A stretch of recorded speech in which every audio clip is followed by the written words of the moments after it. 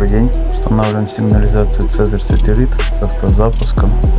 Автомобиль в работе BLG X70.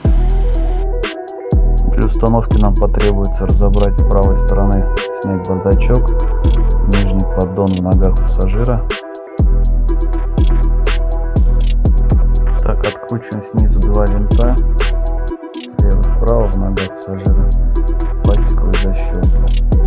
Для снятия бардачка откидываем его, снимаем поршень плавного опускания и два боковых фиксатора.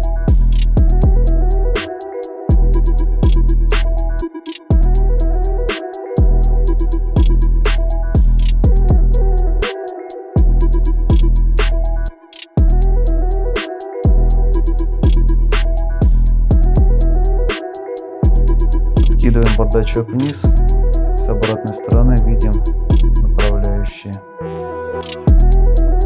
Далее снимаем пластиковую накладку на трех саморезах. За ней видим блок БСМ, две гайки, и опускаем его вниз. Снимаем все разъемы, предварительно обесточив автомобиль. Так, внутреннее содержимое коробки. Центральный блок, шматы для подключения, пружинный модуль для силового подключения автозапуска